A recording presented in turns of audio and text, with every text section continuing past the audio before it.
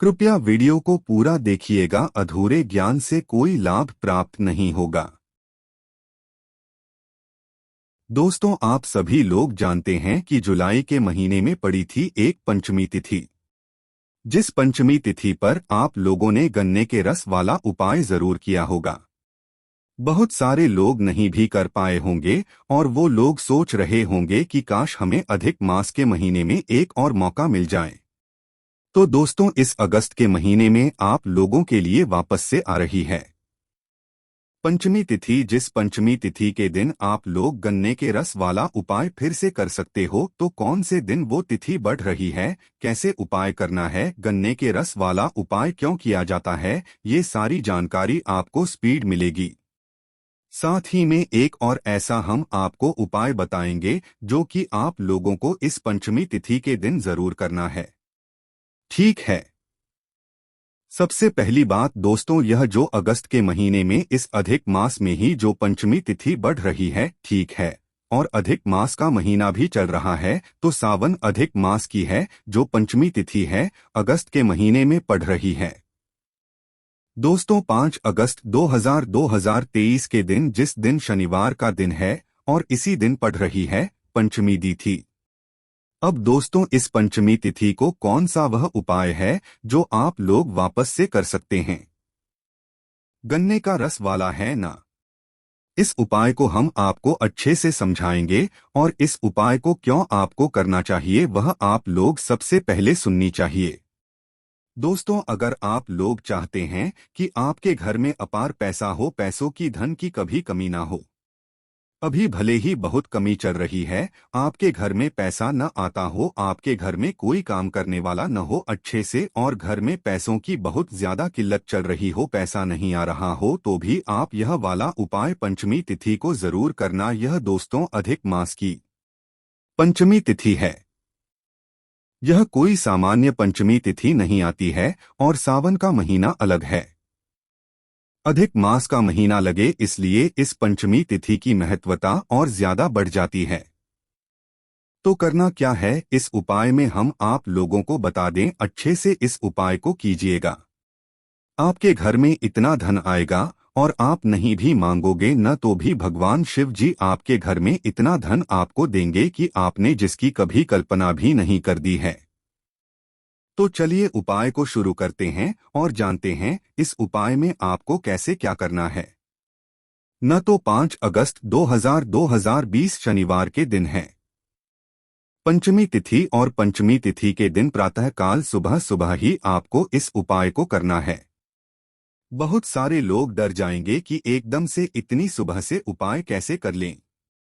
तो सुबह कहने का मतलब यह होता है कि आप लोग कोई भी उपाय 10, 11, 12 बजे तक भी करेंगे तो भी चल जाएगा, कोई दिक्कत नहीं है ना। और जो जितना जल्दी कर सकता है उतना जल्दी घर कर सकता है, कोई दिक्कत नहीं। और शनिवार का दिन है तो आप तुलसी को छू सकते हो, तुलसी को छूने में कोई भी यहाँ पर दिक्कत नहीं आएगी ना। तो करना क्या है, प्रातःकाल सुबह सुबह और 12 बजे तक भी आप इस उपाय को करोगे तो कोई दिक्कत नहीं है। इस उपाय को करने के लिए आपके घर के अंदर तुलसी का पौधा होना चाहिए, तुलसी का गमला होना चाहिए। ठीक है, तुलसी का जिसके अंदर आपने तुलसी का पौधा लगाया हुआ वो तुलसी का क्या रहा वह होना चाहिए। ठीक है, तब आप इस उपाय को कर सकते हैं। इस उपाय में सबसे महत्वपूर्ण चीज की आवश्यकता होगी, वह होगी दोस्तों गन्ने का रस। अभी गन्ने का रस आप लेकर आओगे ना, यह ताजा नहीं कराओगे, क्योंकि हमें पता है कि आपने गन्ने का रस नहीं मिलेगा, यह नहीं मिलेगा, वो नहीं मिलेगा। इसका भी हम आपको उपाय बताते हैं।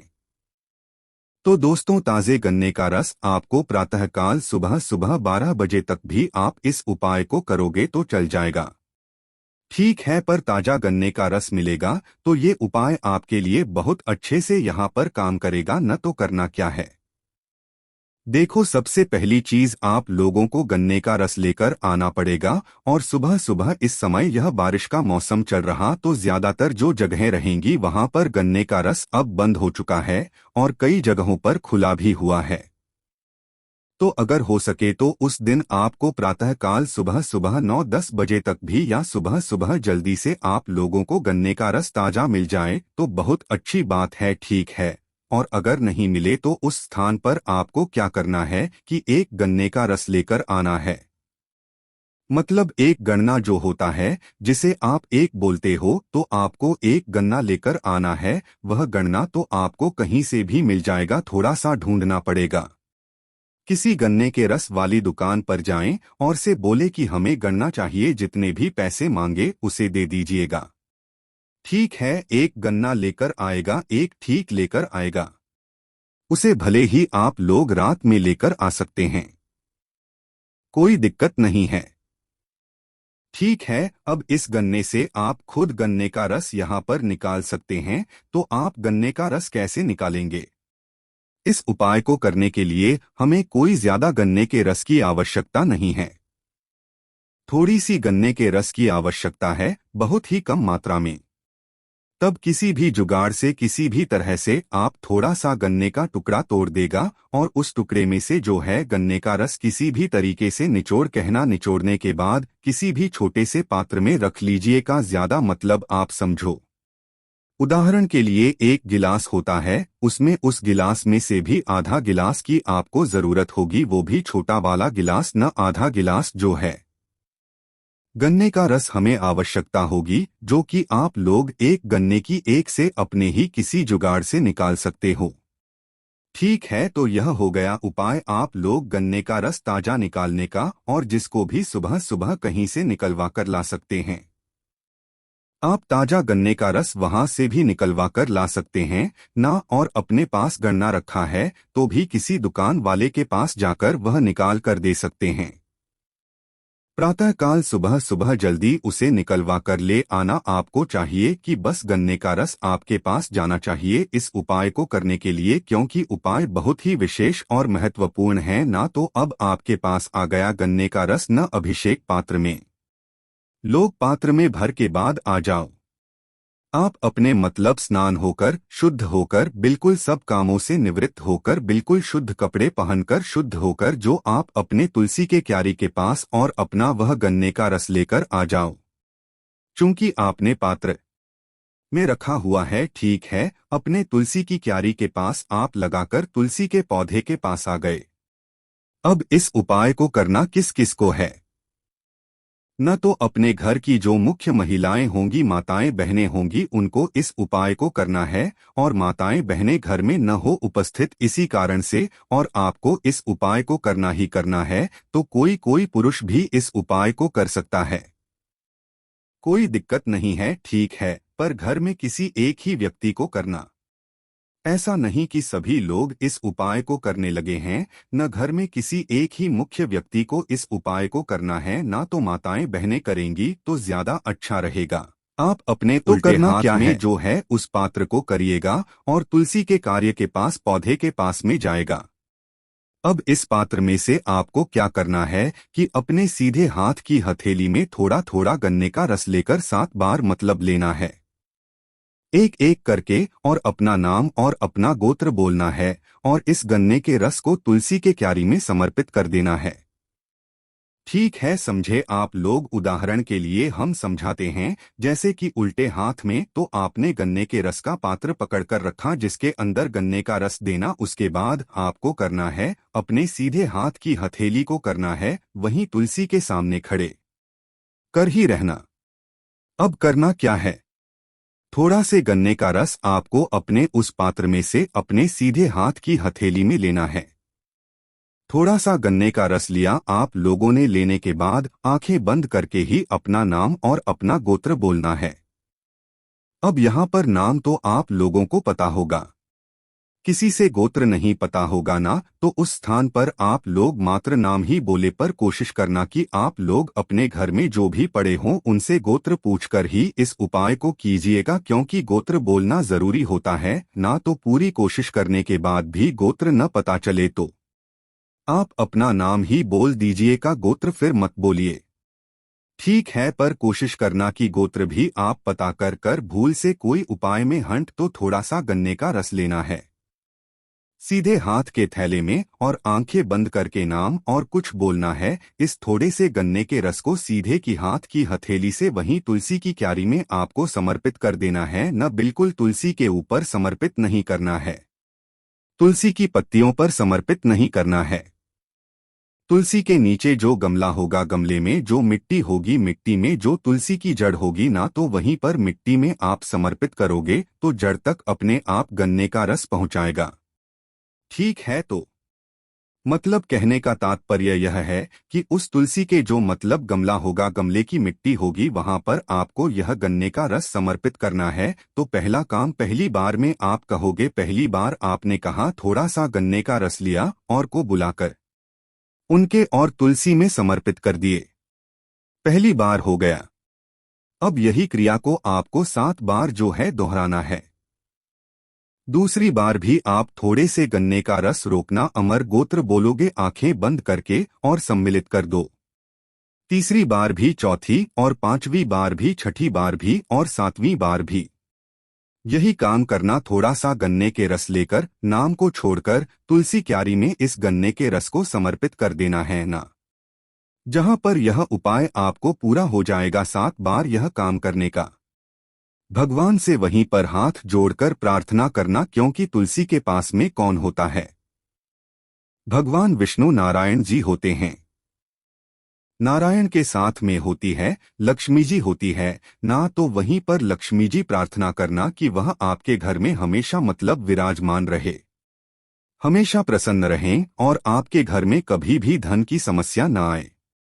आपको इस उपाय करने के बाद प्रार्थना करनी है। वहीं तुलसी की क्यारी के सामने, तुलसी के सामने खड़े होकर ना और प्रार्थना करने के बाद जो गन्ने का रस आपका बचा हुआ है वह आप अपने दूसरे कार्यों में लेने से, और अगर नहीं पका रहे तो आप किसी वृक्ष में डाल सकते हैं। है तो आपको जो है उतना ही गन्ने का रस आवश्यकता होगी, बाकी जो बचे वो अपने कार्यों में इस्तेमाल कर सकते हैं। किसी वृक्ष में आप लोग डाल सकते हैं। यहां पर यह उपाय पूर्ण हो जाता है। इस उपाय को करने से आपके घर में मतलब कुछ दिनों तक आपको रोकना पड़ेगा और आप घर में अपने आप ही ऐसा कुछ संयोग बन जाए कि कहीं न कहीं से आपके घर में धन आना शुरू हो जाएगा, और धन थोड़ी मात्रा में नहीं होगा, बहुत ज्यादा मात्रा में होगा। पंडित जी ने खुद बोला है कि यह उपाय इतना ज्यादा शोर महत्वपूर्ण है कि इस उपाय को करने से आपके घर में धन की अपार जो एक श्रृंखला होती है वह आना शुरू हो जाती है। कहीं से भी आता है, किसी भी तरह से आता है। भगवान भोलेनाथ ऐसी पकड़ते हैं कि धन आना शुरू हो जाता है, वह भी ज्यादा मात्रा में। ठीक है, तो यह वाला वह उपाय था जो कि आपको इस अधिक मास की पंचमी तिथि के दिन करना है। पंचमी तिथि से पहले हमने आपको इस उपाय को बता दिया है। इस बार हाथ से मत जाने देना मौका, क्योंकि इसके बाद फिर अधिक मास है। मतलब शायद आपको पंचमी तिथि देखने को मिले, फिर आपको सावन महीने में जो देखने को मिल जाएगी। ठीक है, क्योंकि अधिक मास अभी बीचों बीच है और सावन महीना वापस से शुरू होने वाला है। अगस्त के महीने में न तो पहला उपाय होगा, और इस वीडियो में हमने आपको बोला था कि एक दूसरा उपाय भी आपको बताएंगे जो कि आपको इस अधिक मास की पंचमी तिथि के दिन करना है ना। और इस उपाय को करने से भी आपके घर में धन की अपार जो है, आपको जो धन प्राप्ति होगी, माता लक्ष्मी आपसे बहुत प्रसन्न होंगी। इस उपाय में भी आपको ताजा गन्ने का रस की आवश्यकता होगी। हम बहुत ही कम मात्रा में, इसमें भी आपको कम मात्रा में आवश्यकता होगी। इसमें आपको करना क्या है, 2 छोटे छोटे कुछ पात्र लेना है, मतलब छोटी छोटी कटोरी ले लेना, यह कुछ भी छोटी छोटी चीजें ले लेना आप लोग 2, और उनके अंदर आपको ताजा गन्ने का रस बनाना, और पंचमी तिथि के दिन 5 अगस्त 2023 वीरवार के दिन प्रातःकाल सुबह सुबह वही 10, 11, 12 बजे तक आप इस उपाय को करना। 2 पात्र में शुद्ध ताजा गन्ने का रस भरना, हम एक में मतलब दोनों में भर लेना।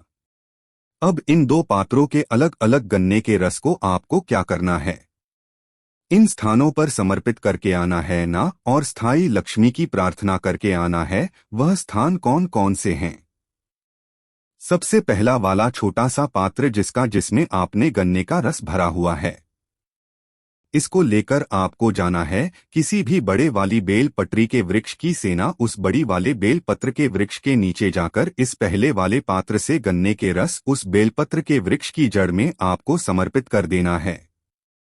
समर्पित करने के बाद स्थायी लक्ष्मी के आपको वहीं पर भगवान शिव और माता पार्वती जी से प्रार्थना करना है। स्थायी लक्ष्मी की है ना, जब लक्ष्मी जी से प्रार्थना करना है, धन के लिए प्रार्थना करना है। उसके बाद में जो दूसरा आपका पात्र होगा जिसमें आपने गन्ने का रस भरा हुआ है, तो पहले पात्र से तो अपने गन्ने का रस यहाँ पर बेलपत्र के वृक्ष की जड़ में सर्व कर और प्रार्थना कर ली। अब दूसरा वाला गन्ने का रस होगा जहां आपको चढ़ाना है तुलसी के पौधे में, तुलसी के क्यारी में, जो कि आपके घर में आपको आसानी से मिल जाएगा। टीके और बेल पत्रिका भी वृक्ष अगर आपके घर में दो भी चल जाएगा, कोई दिक्कत नहीं, पर बेलपत्र का वृक्ष बड़ा वाला होना चाहिए। ठीक है, तो आपको पहले बेलपत्र के वृक्ष के नीचे जाकर ही समर्पित करना है। फिर दूसरी बारी में आपको तुलसी की क्यारी के पास में आने आपने मतलब अपने घर में, या तो तुलसी का पौधा तो अपने घर में आना है और तुलसी के पौधे में आप करना है कि इस दूसरे वाले पात्र से गन्ने के रस को सम्मिलित कर देना है। वहीं तुलसी के गमले में जो मृत्यु के मिट्टी में आपको समर्पित कर देना, और यहाँ पर भी आपको स्थायी लक्ष्मी जी की जो है प्रार्थना करना है भगवान नारायण जी से और लक्ष्मी जी, क्योंकि लक्ष्मी जी का स्थान मतलब नारायण जी का स्थान जो है मतलब तुलसी के पास में होता है। हमेशा नए मरीज के सामने लक्ष्मी जी रहती है, तो आप दो जगह मतलब यह गन्ने के रस को समर्पित करना, स्थायी लक्ष्मी की प्रार्थना करना, फिर देखना पेड़ में कैसे घरों तक कैसे किसी भी स्थान से धन आएगा और वह भी अच्छे तरीके से आएगा। ठीक है, तो यह बहुत ही विशेष उपाय है। कोई भी समस्या थी कमेंट करके पूछ सकते हैं। ओम नमः शिवाय।